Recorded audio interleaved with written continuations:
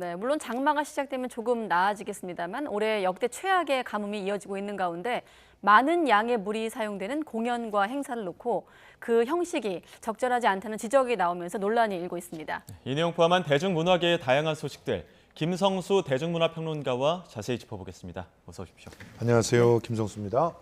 네, 먼저 가뭄과 물공연에 관한 이야기인데 지금 결국 가뭄 피해가 심각한 상황에서 웬 물축제냐 이런 거 아니겠습니까? 예, 논란의 그렇습니다. 핵심은? 네. 그러니까 뭐 지금 싸이의 흠뻑쇼가 그 여름 대표 브랜드 공연이라고 볼 수 있는데 이 공연에 대해서 너무 물을 함부로 낭비하는 거 아니냐라는 그런 입장의 비판들이 있게 되고 이 외에도 여름에는 지속적으로 이렇게 물과 관련되어 있는 축제가 다양하게 벌어지는데 이런 거 모두 뭐 좀 자제해야 되는 거 아니냐 이런 얘기들이 나오고 있고 최근 들어서는 또 코로나19와 관련해 가지고 감염병 예방에 물을 이렇게 그 서로에게 쏟고 뭐 젓고 하는 것들은 감염병 예방에 취약하다라고 하는 그런 얘기까지 나오고 있어서 논란이 끊이지 않고 있습니다. 여기에 대해서 배우 이엘 씨가 또 SNS에 축제에서 뿌릴 물 300톤 소양강에 뿌려줬으면 좋겠다 이렇게 또 지적을 했고 이에 대해서 또 반론이 제기가 되고 또 여기에 대해서 정치권도 가세한 모습입니다. 그렇습니다. 실제로 이엘 씨 같은 경우 이 워터밤 콘서트라고 역시 물을 활용한 이런 콘서트에서 300톤이 사용된다고 하는데 이걸 소양강에 뿌려줬으면 좋겠다는 얘기를 했죠. 그러면서 이에 대해서 이 이엘 씨의 행동은 내가 정의롭다라고 하는 걸 과시하려고 하는 거지 실제로 도움이 되지 않는다는 얘기입니다. 왜냐하면 소양강 댐에 300톤 뿌려봤자 티가 잘 안 나죠, 사실은. 그리고 공연을 준비하는 사람들이 고민해야 될 것과 가뭄의 대책을 준비해야 될 사람이 고민해야 될 것 서로가 다릅니다. 서로가 다른 직업에서 다른 역할들을 하고 있죠. 공연은 성공 잘해서 세금 많이 내면 그 세금 가지고 또 가뭄 대책들을 갖다 세워야 되는 거죠. 각자의 역할을 좀 망각한 그런 비판이 아니냐 이런 얘기를 해야 될 정치인이 또 갑자기 이엘의 트윗 한 줄에 1000줄의 마음으로 공감을 한다 이런 얘기를 했는데 이것 역시 사실상 정치인으로서 마땅한 입법적 대안이라든가 정책적 대안을 내야 되는데 그냥 내가 이렇게 정의로운 사람이에요 라는 걸 과시하는 일종의 숟가락 얹기에 불과한 거 아니냐 이런 비판들까지 나오고 있는 상황인데요. 저는 대중문화평론가로서 이런 식의 인식들이 좀 우려스러운 게 사실이에요. 왜냐하면 이런 것들이 검열이 될 수가 있거든요. 공연의 형식에 대해서 뭐 왈가왈부하기 시작하고 공연의 내용에 대해서 왈가왈부하다 보면은 그런 것들은 퇴출되기 마련입니다. 그러면 결과적으로 이런 공연 전체를 위축시키는 그런 표현 방식 전체를 위축시키게 되는 그런 상황들이 벌어지는데 하나만 말씀드리고 싶은 게 주로 장마가 끝난 다음에 싸이 씨는 공연을 합니다. 이거 하나만 봐도 지금 현재의 우려와 또 비판들이 과연 다 적절한 것인가 하는 생각을 한번 해볼 수 있지 않을까요? 일단은 보여지는 것으로만 봤을 때는 가뭄이 심각한데 이제 식수를 사용하는 공연을 한다고 하니까 또 비판의 시선이 있고 저희도 말 그대로 갑론을박이 벌어지고 있는 상황을 좀 소개를 해드리고 있는데 또 평론가님 의견 포함해서 또 시청자 여러분의 판단이 좀 필요한 대목 아닐까 싶은데 일단 이런 가운데 이 청주 공연이 취소되기도 했거든요. 최근에 어떤 이런 논란의 영향이 있었던 걸까요? 글쎄요, 지금 현재 그 청주 공연은 다른 공연들은 전부 다 티켓이 같이 오픈돼 가지고 심지어 서버가 마비될 정도로 인기를 끌고 있어요. 그런데 청주만 유독 지금 진행이 되지 않았다는 것은 아마도 그 장소와 관련돼 있거나 뭐 계약과 관련돼 있는 내용일 가능성이 굉장히 높고요. 상대적으로 좀 위축이 되고 있는 것은 사실입니다만 그걸 가지고 지금 이 웃돈거래까지 나오고 있는 상황에서 공연 전체가 타격을 받고 있는 건 아니라고 보고 있습니다.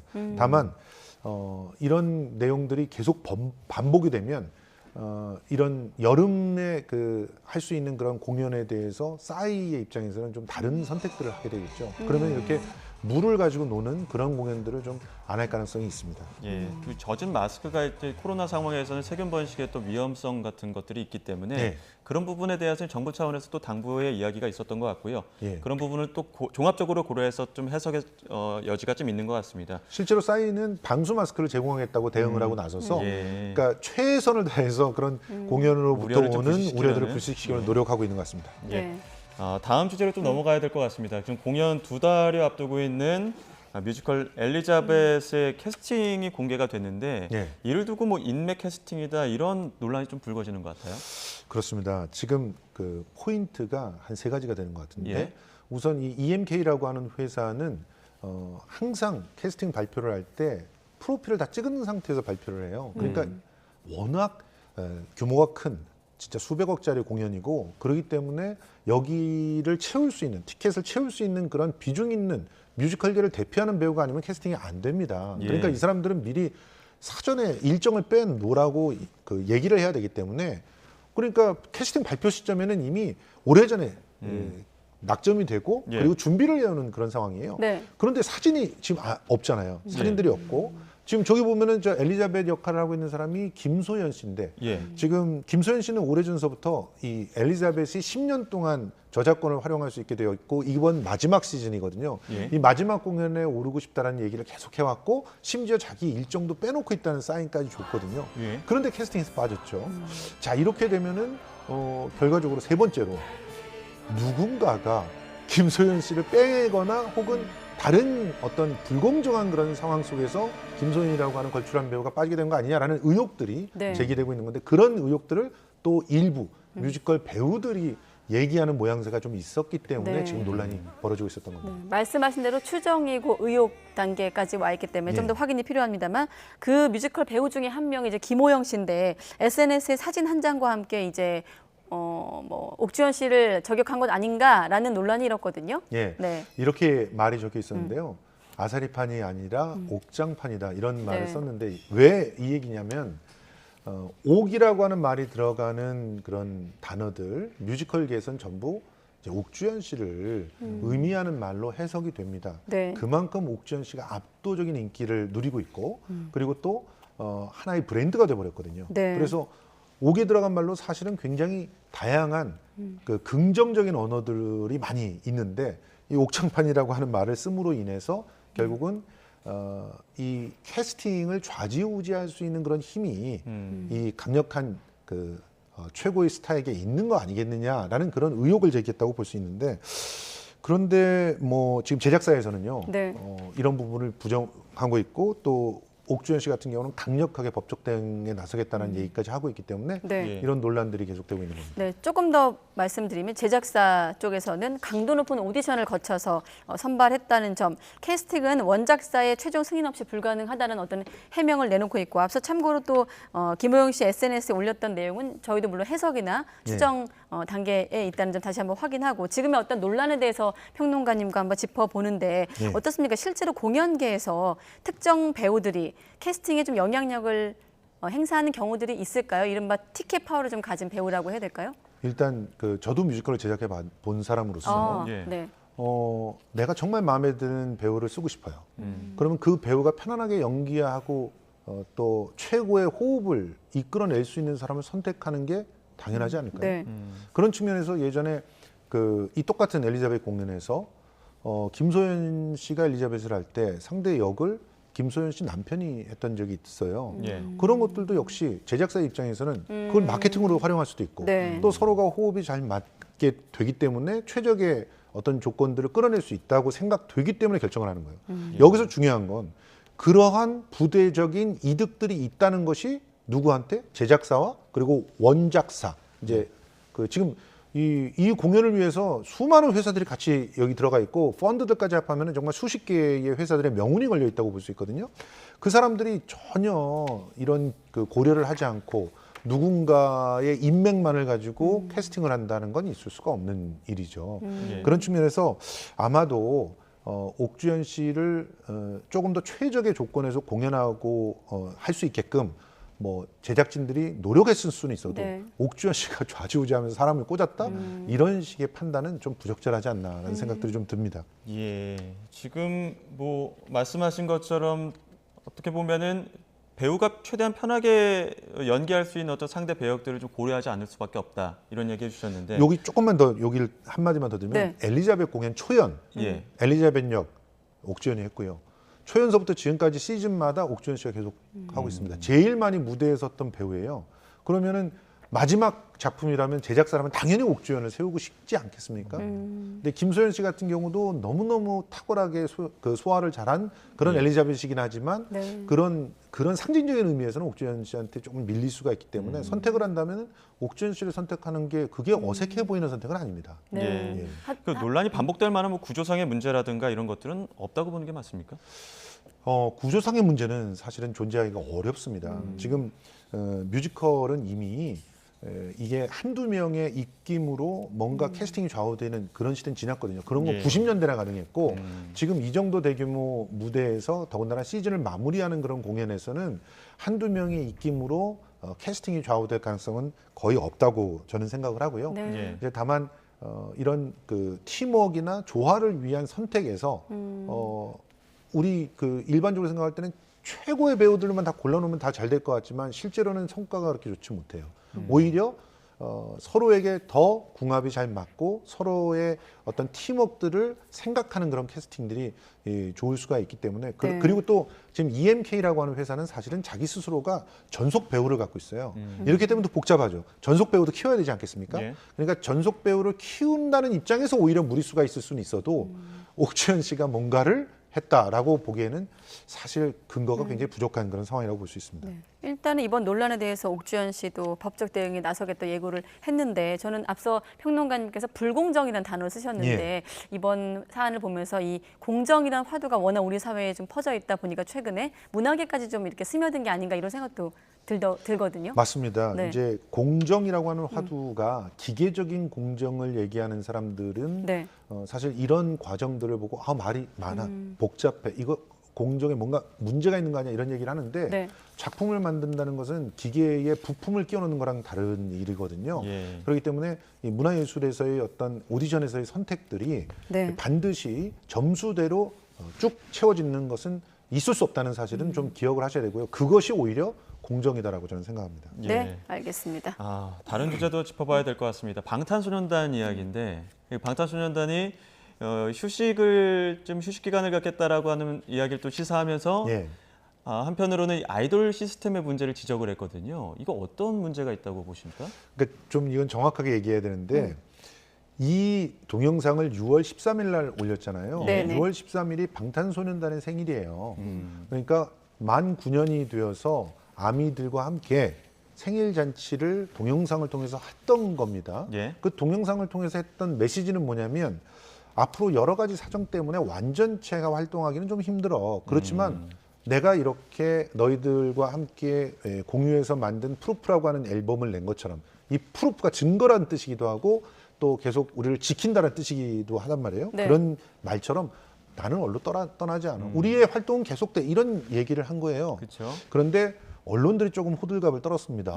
실제로 6월 14일 날 저 영상을 보고 바로 썼던 기사들만 해도 약간은 객관적이었는데 15일자 기사서부터 활동 중단, 뭐 해체, 뭐 이런 식의 제목들이 막 달리기 시작했어요. 그러면서 갑자기 주가는 폭락하고 갑자기 멤버들이 나와서 자기네들이 그렇게 말했던 건 아니야라고 얘기를 하게 됐는데 네. 자, 이 정확하게 말씀드리면 군대도 가야 되고요. 그렇죠. 그리고 자기 개별적으로 활동하고 싶어 했던 거 지금은 팀끼리 그래미 한번 받아보자 하면서 으쌰으쌰 했던 것들이 있었기 때문에 이제는 조금 다른 형태의 활동들을 하고 싶어진 겁니다. 그리고 방탄의 활동들은 계속된다는 거. 이게 중요한 사안이라고 봅니다. 저희도 지금 제목에 이막은 개인 활동 중심이고 잠시 쉼표. 오늘은 호들갑 떨지 않고 예. 자막을 달았는데 예, 지금 예. 평론가님 얘기 듣고 대다수 아미들이 반가워할 것 같긴 한데 지금 어쨌든 이런 잠시 쉼표라는 기사가 나왔거든요. 좀 세계 언론도 주목할 것 같고 예.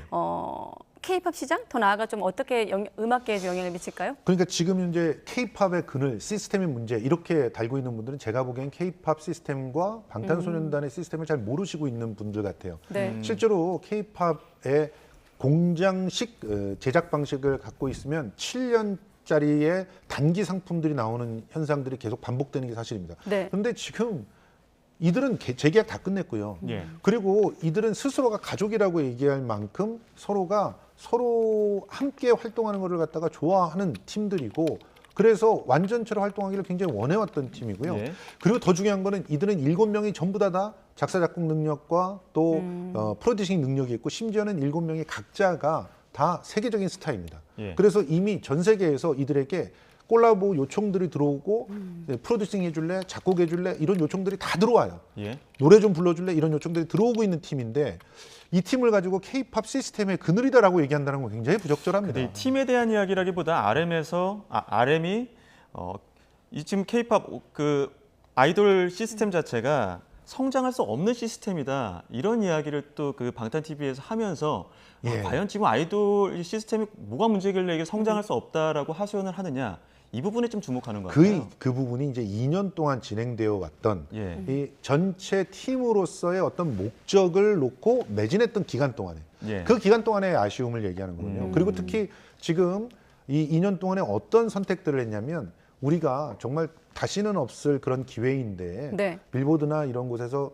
좀 족적을 남겨보자라고 하는 그런 목적을 가지고 또 더군다나 코로나 팬데믹 상황에서의 그런 여러 가지 어려움들을 뚫기 위해서 많이 이제 정말 개인의 그 어떤 이 특별한 그 욕망들을 많이 자제했던 건 사실이거든요. 네. 그러니까 이제 이걸 마무리하면서 우리가 진짜 하고 싶었던 우리들끼리의 장단점들을 좀 찾아가 볼게라고 아미들한테 얘기를 한 거예요.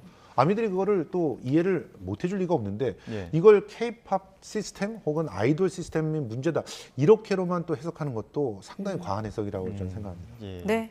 자, 그리고 이번엔 드라마와 또 제주도 얘기를 하게 될 예. 텐데 그런 말이 있더라고요. 역시 고두심 배우가 사투리를 잘한 게 제주도 말로 잘한다 뭐 이런 뜻이더겠네. 그렇던데 이렇게 좀 따라하게 되더라고요. 드라마 보고 나서 좀 이번 드라마가 남긴 좀 의미를 짚어볼 텐데 보셨나요? 그렇죠. 예, 저 1화서부터 끝화까지 계속 네. 챙겨봤고요. 실제로 이 드라마가 남긴 족적이 만만치 않다고 생각을 합니다. 실제로 그 이전까지 우리 또 K 컨텐츠를 밀어붙였던 그런 힘들은 뭐냐면 사회의 부조리에 대한 강력한 어떤 비판과 거기서부터 오는 우리 공동의 목적들이 무엇인지 네. 해결해야 될 과제가 무엇인지를 많이 보여줬다면 이 드라마는 우리가 갖고 있는 것들 중에서 우리를 여태껏 생존하게 했던 힘이 무엇인지를 진지하게 묻고 있거든요. 예. 네. 그래서 제주 괜당 문화까지 이제 간 거죠. 그리고 그들의 사투리를 일부러 썼던 것은 그 사투리가 두 가지 역할을 하는데 네. 하나는 자기네들끼리는 아주 친소 관계를 강력하게 맺어주는 그런 특별한 언어지만 바깥 사람들이 듣기에는 벽을 치는 것처럼 느껴지거든요. 괜당이라는 것도 그래요. 공동체라는 것도 그렇거든요. 네. 공동체 안에서는 서로가 정말 그들끼리의 끈끈함으로써 버텨내는 생존의 힘이 되지만 바깥 사람들이 보기에는 그 뭔가 장벽을 치고 자기네들끼리만 노는 것처럼 보이는 이런 문제, 이런 문제들을 어떻게 해결하면서 공동체의 힘을 우리가 우리 삶으로 끌어들일 것인가를 고민하게 했던 그런 드라마가 아닌가. 그래서 굉장히 의미 있었다 생각합니다. 네. 예. 또 여러 가지 뭐 논란도 있었습니다만 또 제주도 어떤 사투리를 포함해서 또 청각장애를 가진 배우가 등장하기도 하고 좀 그런 식의 좀 의미를 찾는다면 어떤 데 또 의미가 있을까요? 이 드라마는 이 공동체의 힘을 뭘로 보여줬냐? 약자들을 주인공으로 올려 세우면서 이 약자들이 공동체가 있기 때문에 살 수 있다는 걸 보여줬어요. 네. 그래서 저는 감히 말할 때 공동체 돌봄의 모범 사례를 보여준 그런 드라마였다. 이렇게 보고 싶기 때문에 네. 이걸 드라마로 이렇게 보여준다는 건 대단한 그런 성공이다. 이렇게 볼 수 있습니다. 또 한 가지 사실 이 드라마 보신 분들은 이를테면 스타, 뭐 대배우들이 많이 등장하잖아요. 네. 사실 한 명 나올까 말까도 쉽지 않은데 되게 여러 명이 나와요. 그런데도 불구하고 산만하거나 그런 생각이 안 들거든요. 예. 좀 이 드라마가 갖는 힘 또 어디 있다고 보십니까? 배우와 연관해서? 기본적으로 작가가 이 작품을 쓸 때 한 사람의 주인공을 놔서는 공동체가 이루어지지 못한다고 본 겁니다. 그래서 공동체를 이루고 있는 사람들을 2화 정도의 주인공으로 놓으면서 그것이 계속 꼬리를 물고 이어가는 옴니버스 선택을 해서 결국은 모두가 주인공인 게 우리 세상이다라고 하는 걸 보여준 거고 네. 그런 구조였기 때문에 이 많은 사람들이 들어올 수가 있었던 거예요. 네. 한 사람이 끝까지 책임지는 거라면 이렇게 들어올 수가 있었겠어요? 그러니까 결과적으로는 이 멀티캐스팅을 가능하게 했던 것도 작가의 철학에서부터 나온 그리고 그 철학을 구현한 형식에서부터 가능하게 했던 그런 것이 아닌가 저는 그렇게 생각합니다. 마지막으로 짧게 누가 제주어를 잘 구사하나 이런 평가들도 나올 정도인데 이런 네. 재미에 대해서는 어떻게 보셨습니까? 그러니까 지역의 좀 특성은 잘 살렸다. 사실 그렇죠. 어제 같은 경우는 김혜자 씨가 본인의 어떤 캐릭터를 이해할 수 없었는데 제주에 한번 살아보고 제주 문화를 이해하고 나니까 그런 캐릭터가 나올 수도 있었다라는 또 맞습니다. 인터뷰로 화제가 되기도 했거든요. 제주가 섬이기 때문에 이 섬은 고립되어 있는 상황이고 고립된다는 것은 그 공동체 안에 확 확실하게 속하지 않으면 완전히 죽음을 의미하는 것이 되거든요. 네. 그러니까 그런 의미에서 이 지역의 특성을 잘 활용해서 결국 그거를 한국 전체, 한국 사람 전체로 확장을 시켜줬다는 거거든요. 그리고 이게 예전서부터 왔던 예전의 과거의 생존 방식이었지만 그거를 현재의 생존 방식으로까지 확장을 시켜줘서 저는 가장 지역적인 게 가장 세계적이고 가장 한국적인 게 가장 세계적인 거라는 걸 다시 한번 입증시켜준 그런 놀라운 드라마였다라고 말하고 싶습니다. 네, 오늘 문화와 사회 현상 또 지역 얘기까지 하나 좀 연결되어 있다 이런 생각이 드네요. 네. 자, 김성수 대중문화평론가였습니다. 고맙습니다. 고맙습니다.